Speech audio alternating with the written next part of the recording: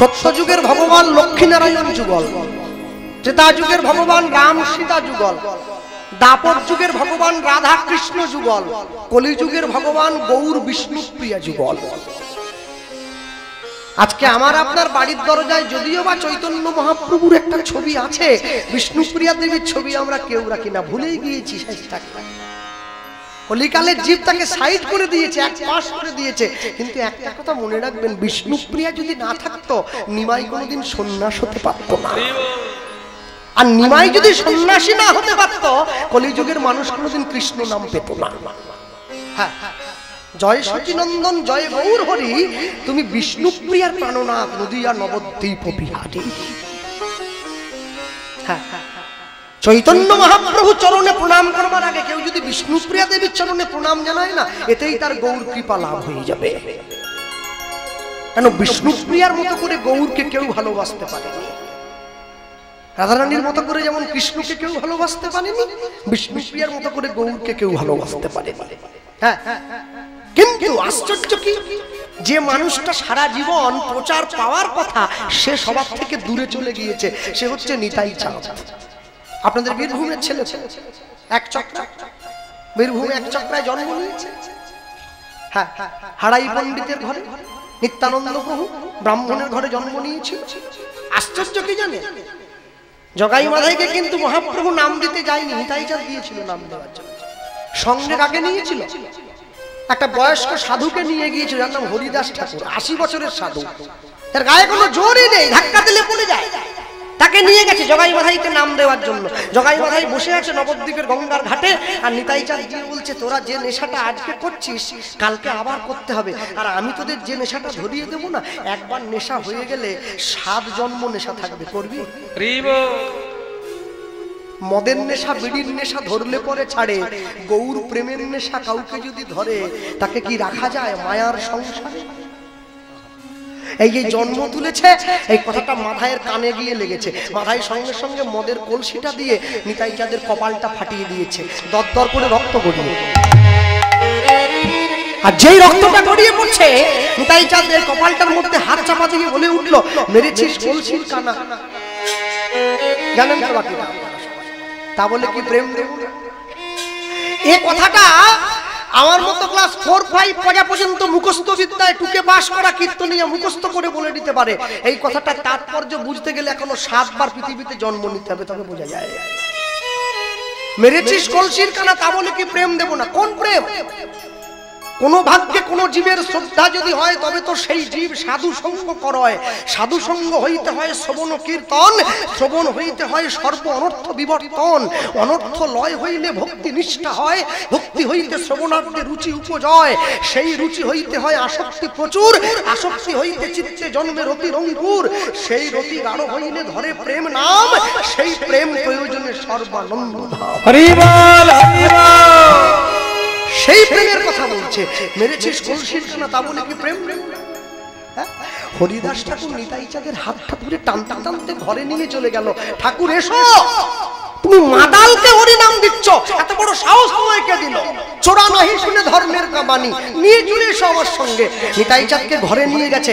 জগাই ছুটে গিয়ে মাধাইয়ের সামনে দাঁড়িয়ে বলছে, ভাই বৈষ্ণবের গায়ে হাত তোলাটা কি ঠিক হলো রে? হরিনাম নিবি না নিবি না না বলতে পারতি, বৈষ্ণবের গায়ে আঘাত করলি কিসের জন্য? মাথায় ছুটে গিয়ে জগায়ের পাটা জড়িয়ে ধরেছে। দাদা, তুই কি ভাবলি আমি মাতাল বলে আমি সব হুঁশ হারিয়ে ফেলেছি? এই আমি জাতে মাতাল, তালে ঠিক নেশাটা বেশি হয়ে গেছে বোধ হয়। জগাই জিজ্ঞাসা করেছে, সব বাড়ির দরজায় গঙ্গা এসেছে, আজ ডুববো না তো কবে ডুববো রে? কি বলছিস? কি বলছিস? হ্যাঁ ঠিকই বলছি। মানলি কেন? ধমক দিতে পারতি। কেন মানলাম জানিস? কেন? নিতাই চাঁদের কপালটা ফাটিয়ে মহাপ্রভুকে জানিয়ে দিলাম, নবদ্বীপে এখনো 2টো পতিত পড়ে আছে, তুমি উদ্ধার করে চরণে জায়গা দেবে।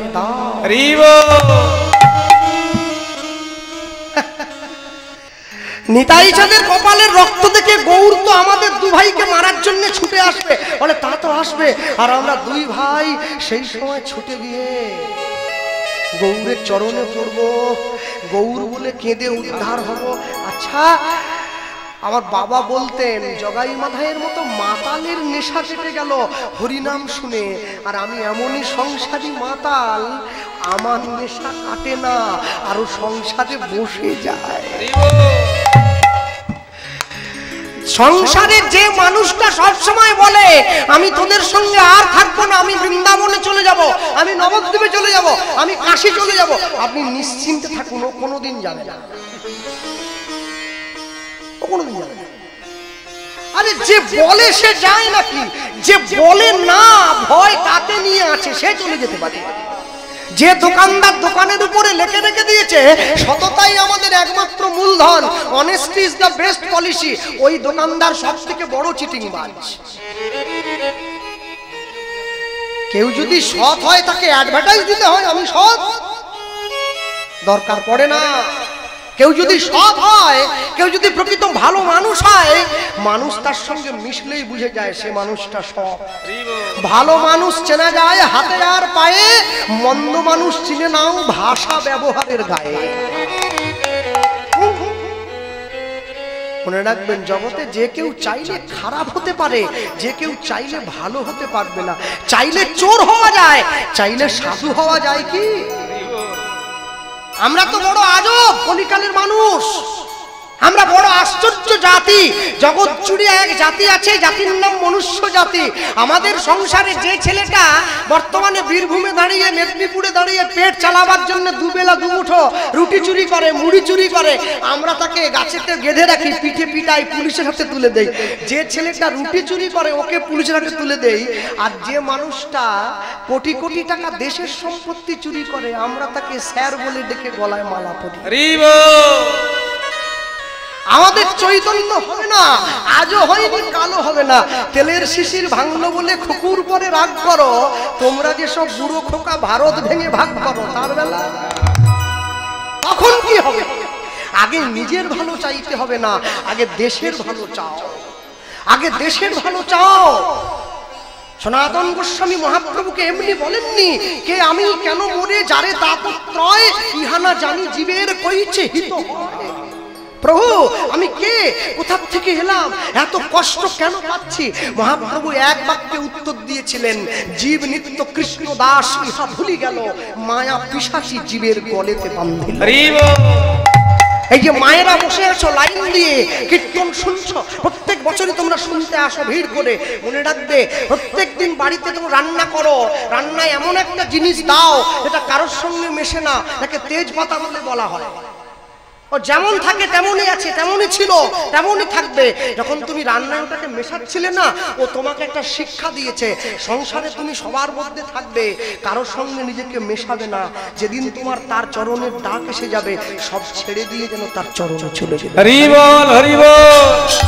তবেই তো তুমি সংসারী, নাহলে তুমি কেমন সংসারী? হ্যাঁ, 80 বছর বয়স হয়ে গেল, এখনো তুমি একবারের জন্য তার নাম নিলে না।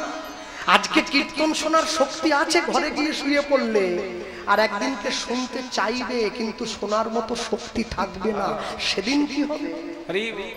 পুষ্পম মহাজন একদম শেষে গিয়ে কলম দিলেন, তোমরা সবাই নাম পেয়ে গেলে জানো, আমি একা পড়ে রইলাম, আমি বাদ হয়ে গেলাম। হ্যাঁ, কি বলছেন? কি গৌরাঙ্গ বলিয়া না গেলাম গলিয়া, গৌরাঙ্গ বলিয়া না গেলাম গলিয়া, আমি গৌরাঙ্গ বলিয়া না গেলাম গলিয়া, গৌরাঙ্গ বলিয়া না গেলাম গলিয়া, কেমনে ধরিনু, কেমনে ধরিনু আমি গৌরাঙ্গ বলিয়া না গেলাম গলিয়া, কেমনে ধরিনু শুভ সহিয়া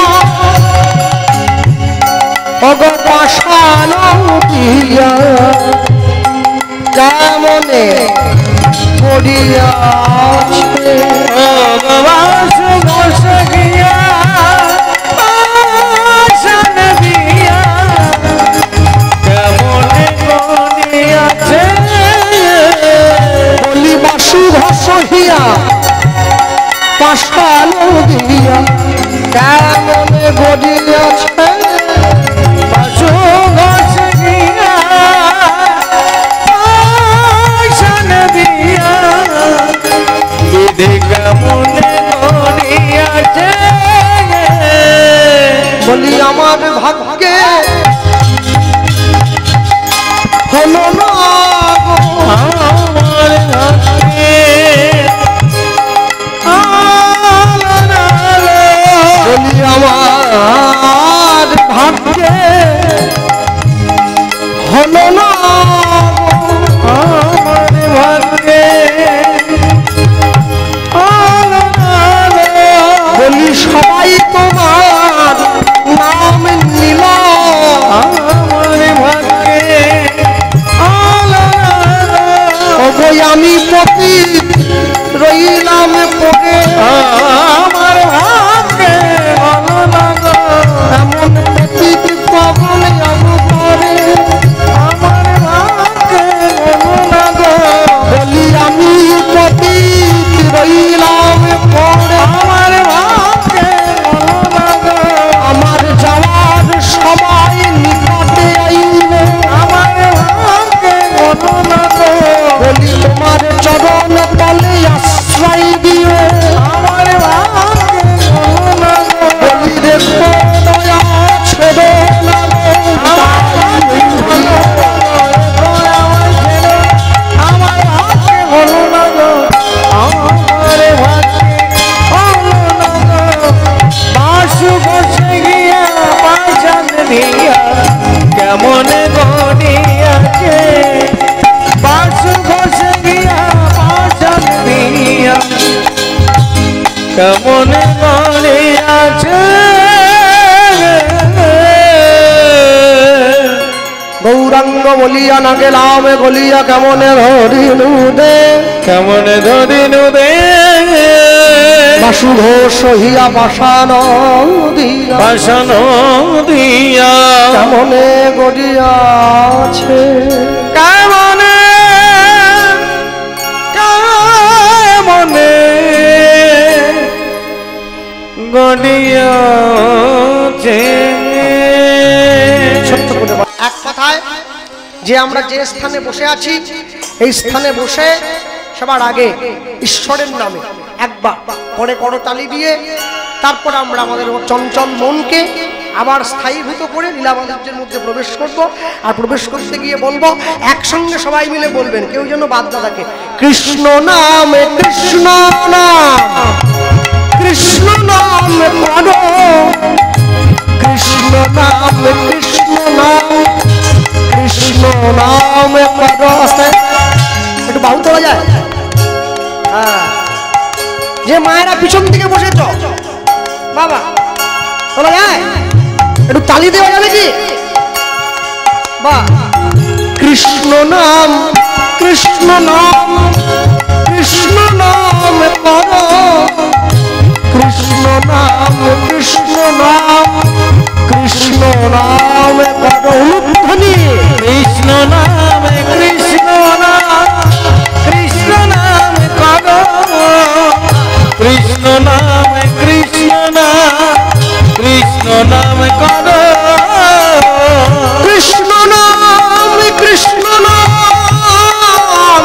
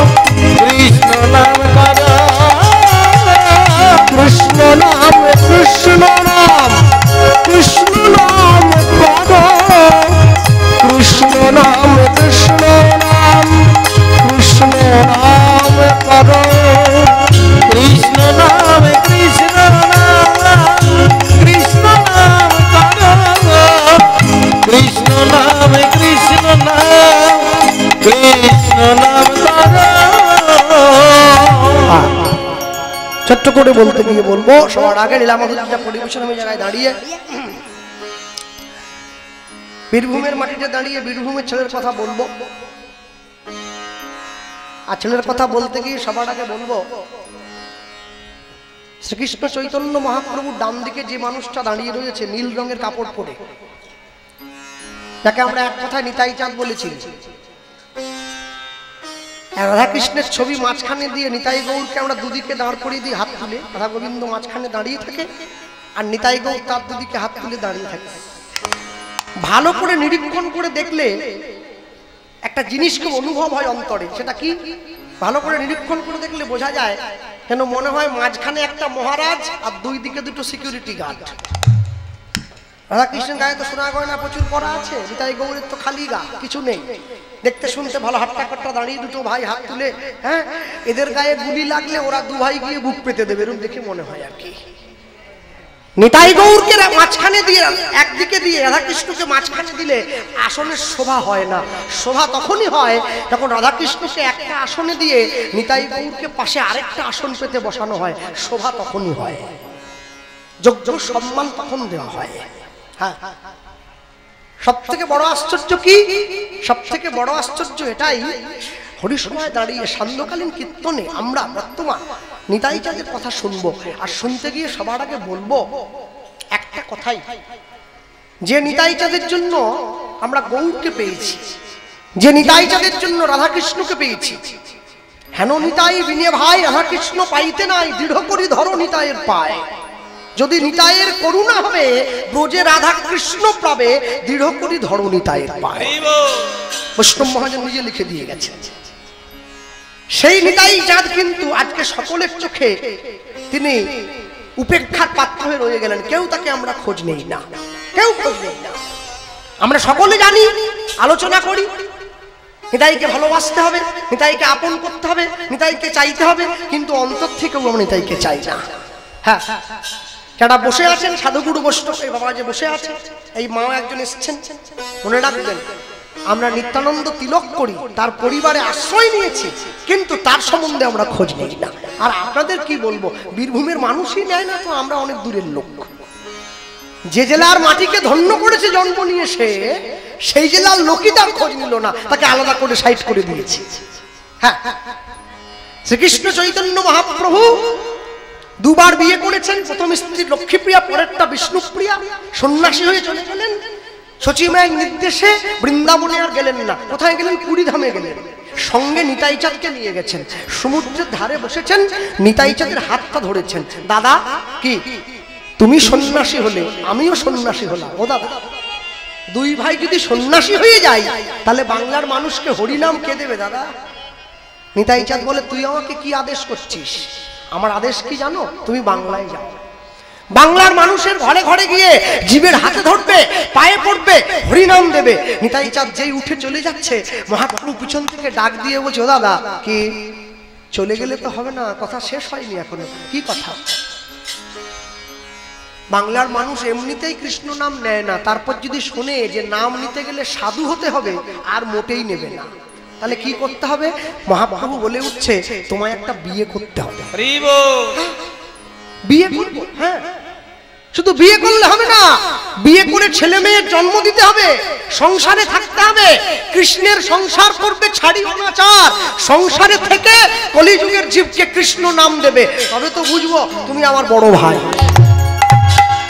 মহাপ্রভুর নির্দেশ মতো নিতাই চাঁদ ফির বাংলায় ফিরে এসেছে, কলিযুগের জীবের দুয়ারে গেছে, মানুষের হাতে ধরেছে, মানুষের পায়ে পড়ল, সংসার করলো, তারপরে কলির জীবকে হরিনাম দিয়েছে। তবে তো আপনারা পেয়েছেন, আমরা পেয়েছি, নাহলে পেতাম কোথার থেকে? হরিসভায় দাঁড়িয়ে সান্ধ্যকালীন কীর্তনে লীলা মাধুর্য বৈষ্ণব মহাজন পদাবলীর পদাঙ্ক অনুসরণ করে শ্রীপাদ নিত্যানন্দের সংসার।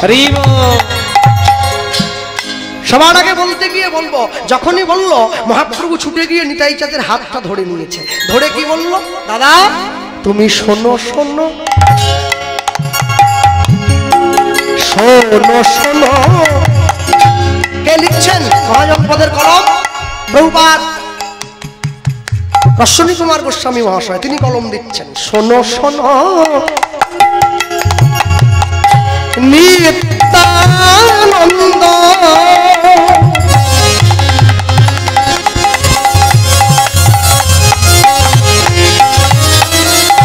দাদাই আমার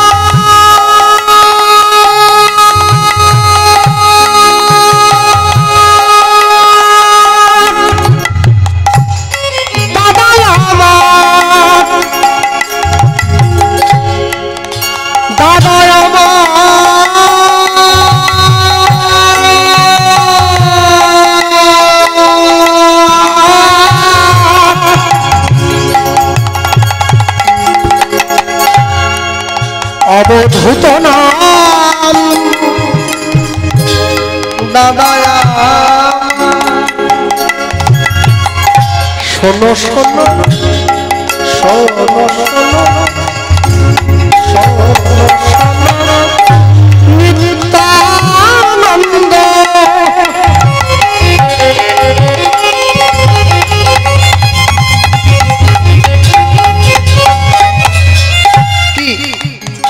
এই কলির জীব না এই কলির জীব সব জন্ম অন্ধ শোনো শোনো শোনো শোনো শোনো শোনো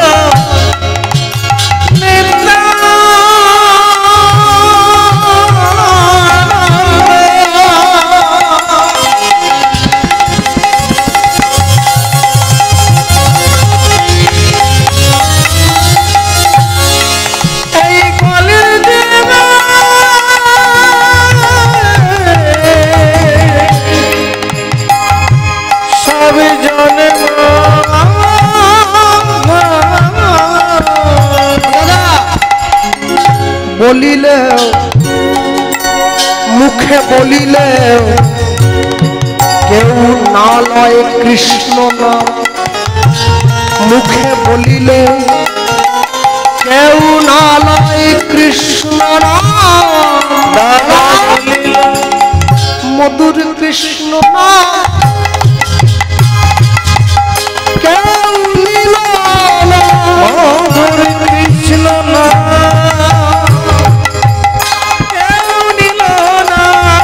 সবাই বিষয় রসে মেতে রইল মধুর কৃষ্ণ কেউ নিল শুধু মিছে মায়ায় বদ্ধ হয়ে রইল কৃষ্ণ কেউ নিল না বাবা কেউ তো হবি বলল না গো মধুর কৃষ্ণ কেউ নিল না জীবের দাঁড়ে দাঁড়ে দাঁড়ে যাবে মধুর কৃষ্ণ কেউ নিল না জীবের হাতে ধরে নাম বিলাইবে মধুর কৃষ্ণ কেউ নিল না জীবের পায়ে ধরে নাম বিলাইয়ে দিবে কৃষ্ণ কেউ নিল না আচল ডালে নাম বিলাইবে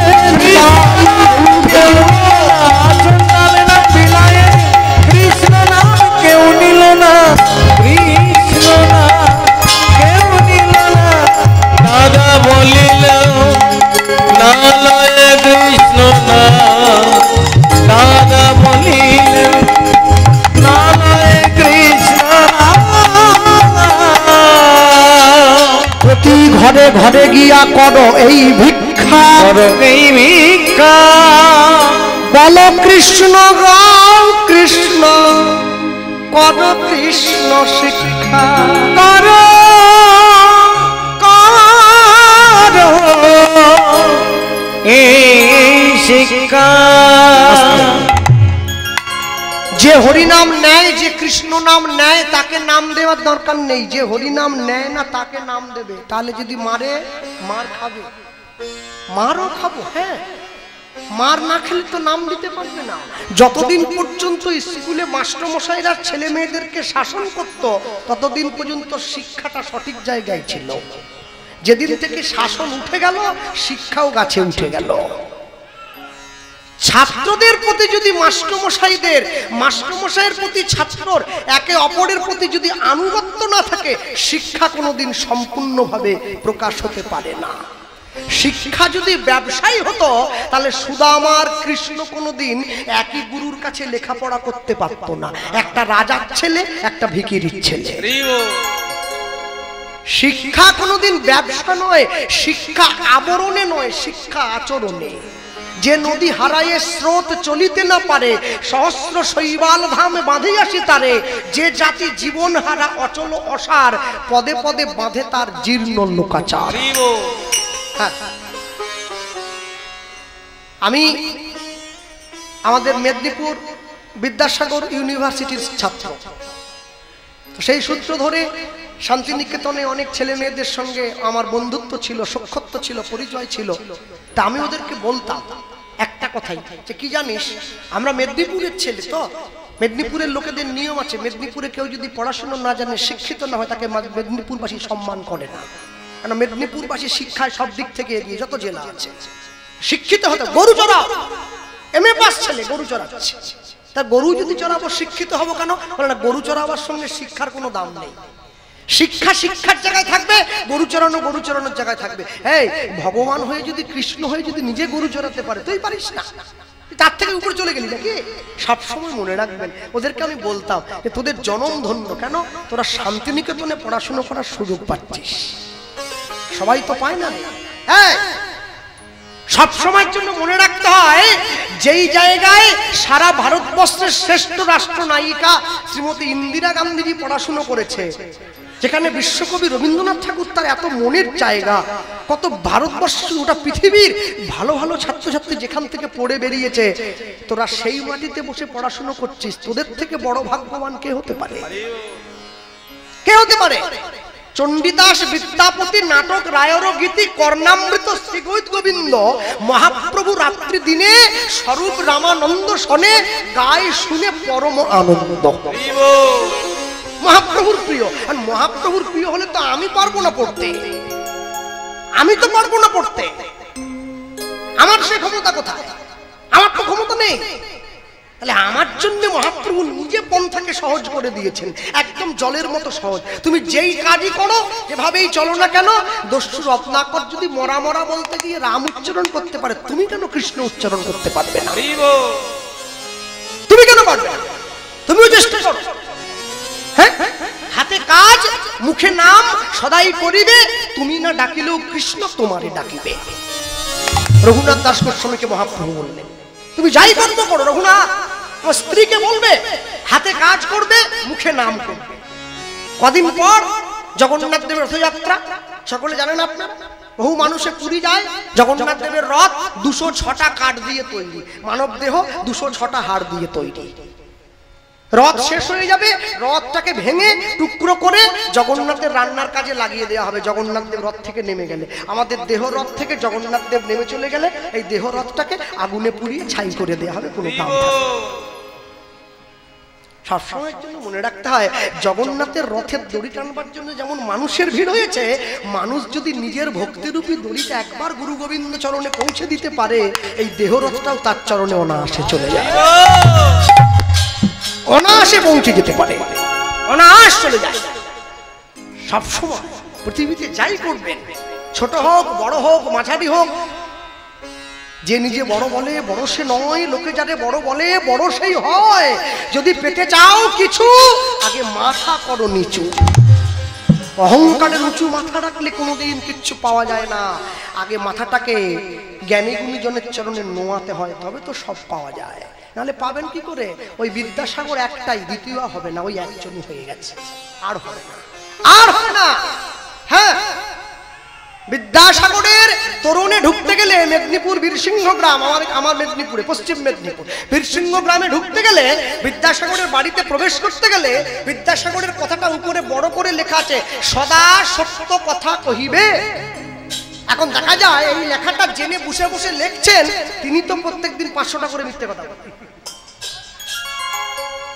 যে লেখছে সে নিজে মিথ্যে কথা বলে, লেখালেখি কি? বাড়ির আগের দিকে, গাড়ির আগের দিকে, মোবাইলে, ফেসবুকে বাবা মায়ের ছবি দিয়ে লাভ নেই। পারলে অন্তর থেকে পিতা মাতাকে শ্রদ্ধা করে দেখাও, তবে তো শ্রদ্ধা বলে বলবে। তাহলে বলবে কি করে? নিতাই চাঁদ বাংলায় ফিরে এসেছে। কোথায় এসেছে? হুগলি জেলার ব্যান্ডেল থেকে 21 কিলোমিটার দূরে একটা গ্রাম আছে, যে গ্রামটার নাম হচ্ছে আদিসপ্তক গ্রাম। রঘুনাথ দাস গোস্বামী শ্রীপাদ যেখানে, সেই আদিসপ্তক গ্রামে পতিত পাবনী মা গঙ্গার পাড়ে নিতাই চাঁদ দাঁড়িয়ে আছে। আর ওই আদিসপ্তক গ্রামে কার বাড়ি জানেন? আদিসপ্তক গ্রামে নিতাই চাঁদের মন্ত্র শিষ্য উদ্ধারণ দত্তের বাড়ি। উদ্ধারণ দত্ত বৈষ্ণব জগতে খুব উল্লেখযোগ্য নাম। দ্বাদশ গোপালের এক গোপাল উদ্ধারণ দত্ত, নিতাই চাঁদের মন্ত্র শিষ্য। প্রাতঃকালে গায়ে সর্ষের তেল মেখেছে। আর একটু বলে নেই, উদ্ধারণ দত্তের গায়ের রং কুচকুচে কালো, আমার থেকেও কালো, একদম কালো। গলায় মোটা মোটা তুলসীর মালা, বেঠে মানুষ, পেটটা ভুঁড়ি আছে। সকালবেলা ঘুম থেকে উঠে সর্ষের তেল মেখে গঙ্গায় স্নান করতে আসছে। আচ্ছা মায়েরা বলো, কালো মানুষ যদি সর্ষের তেল মেখে কেমন লাগে মা? কালো একবারে খেলছে। পূর্ব দিকে রোদটা পড়েছে, একটা কোষ্ঠী পাথর চলে যায় হেঁটে মনে হচ্ছে, এত কালো। আর মুখে কি বলছে? নিতাই চাঁদের নাম গাইছে। আর নিতাই চাঁদ তো গঙ্গার পাড়ে দাঁড়িয়ে আছে। হ্যাঁ, আস্তে শিষ্য যদি কায়মনোবাক্যে গুরুদেবের চরণে শরণ নেয় না, গুরু কৃপা এমনি লাভ হয়ে যায়, এই জন্য কষ্ট করতে হয় না। নিতাই চাঁদ দাঁড়িয়ে আছে, ও কিন্তু জানে না, শিষ্য জানে না যে গুরুদেব এসেছে।